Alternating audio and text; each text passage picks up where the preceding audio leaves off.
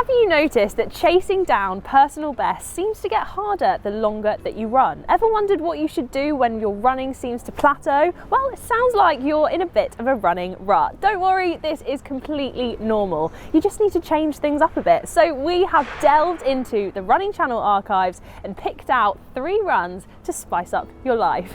First though, we are trying to hit 500,000 subscribers. So please do show us your support by giving this video a like and hitting that subscribe button. Are you going out for the same type of run every single time? Have you considered switching it up to include something different? One of these things could be a speed session. Some workouts are better than others for different things that you're training for, so we're going to have a little look at what works for those different races. So Kate's going to start off. So if, for example, you wanted to make your park run time faster, a really good classic session would be to do 10 times 400 metres. That's 1 lap of the track. In between each rep, you're looking at perhaps 90 seconds rest, where you either just stand and get your breath back, or you walk slowly, or if you're feeling particularly full of energy, you jog it. If you've got a 10k race coming up, then you're going to probably want to try and make those reps a little bit longer. Try doing a kilometre rep, that's 2.5 laps around the track. And for example, if you've got a half marathon coming up, well, maybe you might want to give mile repeats a try. So that's 4 times around the track.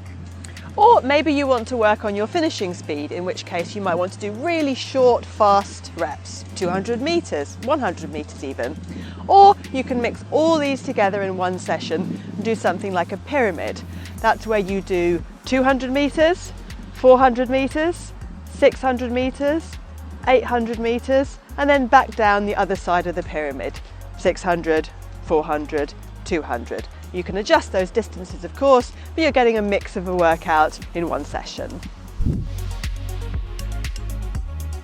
Whatever session you choose to do on the track, it's really important that you warm up first. You're probably going to run as fast as you'll ever run whilst doing a track session. What kind of warm-up you do slightly depends on what you've been doing that day. But if you've been sat all day at a desk, then 10 minutes or so of gentle jogging is probably a good idea.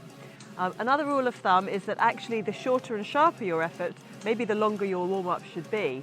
You've got to really get those muscles going before you try anything at top speed, otherwise it's a torn muscle waiting to happen. It can be a bit daunting thinking about, say, 12 400 metres ahead of you, so try and just take it 1 rep at a time. Just think about that rep that you're in. The other thing is really important in your track work is consistency. There is no point blasting out a ridiculously fast 400 and then dying and basically just giving up on the session. The main thing is to try and be consistent, so try and make each lap, each rep time the same or roughly the same as the previous ones. And we've already touched upon warming up for track, but it's just as important that you remember to cool down afterwards. No matter how tempting it is to get to the end of your set and collapse in a heap, it's really important that you bring your heart rate down at a steady rate. And the other thing to prepare for, if you've never been to the track before, is that you're probably going to hurt tomorrow. You might have some really epic DOMs going on. Completely normal, you're running on a new surface and you're probably really pushing the pace. This next one is a total game changer, so pay close attention because it could transform your running. Now, when I first started running, every single run that I used to go out on was the same distance. I'm sure many of you can relate to this as well. I used to go out, do 5k, come back, and that was every single run. But you'll be amazed how a small difference just going out for a longer, slower run can make to your times and your training. It does exactly what it says on the tin. It's long and it's slow, and it often happens on a Sunday, as that's when most people tend to have the most free time, and also emulates race day, as most races happen on a Sunday. Long, slow runs should be run long and slow.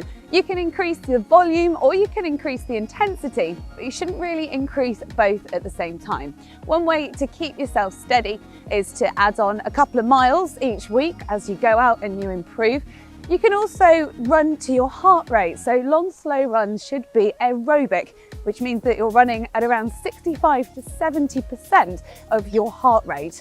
So what's the benefits of a long, slow run? Well, you're running aerobically, which means that your body can get enough oxygen from the blood to create energy in the cells, burning fat in most cases. So when you're running aerobically, it means there's less of a build-up of waste product in your legs as well, like the lactic acid you tend to get when you're doing speed work. So recovery's not too bad from those achy legs either. Just remember though, don't start off doing long, slow runs that are 3 hours long if you're only used to doing 30 minutes to start with. It's a gradual process, so build it up. Have you ever considered doing a tempo run? Getting that speed up a little bit and switching up your running can make a huge difference. When I introduced tempo runs, it really helped me get my 5K time down and really helped at parkrun. So why not give it a go?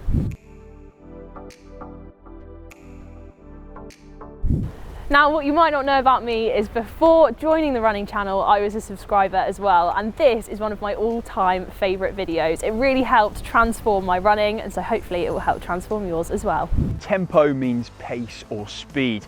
A tempo run, however, is when you're running at a comfortably hard pace. Now, I know that seems like a complete contradiction in terms, but it needs to be a pace that you could sustain for around about 20 to 30 minutes while running rather hard. So it's not a sprint, but it's the type of pace where you could just go, yeah, let's turn left at the right. Okay, yeah, okay, I'm fine.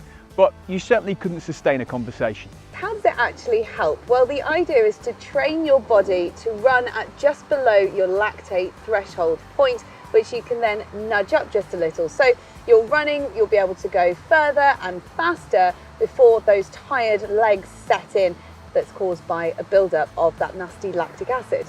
That's right, so all the pro athletes do them from middle distance all the way through to the marathon, and they can help you too. Tempo running is also helpful for building up that stamina and mental toughness that you need for racing. And it really takes you out of your comfort zone. You're probably wondering exactly what pace you should be doing your tempo runs at. Well, the answer to that is as technical as you want it to be. If you are a really data-driven person who wants a very specific number for that, then the most accurate way is to get a threshold test done in a lab on a treadmill.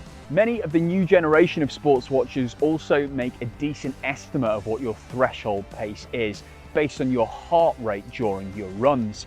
You usually need to do a specific test for this and go out running a fair bit just so they can work it out from a baseline. Now, do be wary of the results though, because they don't take set conditions on the day into account. So if you're running uphill, for example, you've got an icy headwind, those things aren't going to be logged down. If you're not one for tests or devices, then aim for a pace that's somewhere between your current 10K race pace and half marathon race pace. That will probably look like something around 25 to 30 seconds per mile slower than your current 5K race pace. Hopefully adding some of these into your running routine will help you get out of your running rut. Want even more tips? Well, go check out the full videos for more information. Do you have any other tips and tricks to help with the running rut? Let us know in the comments down below, and we'll see you next time on the Running Channel.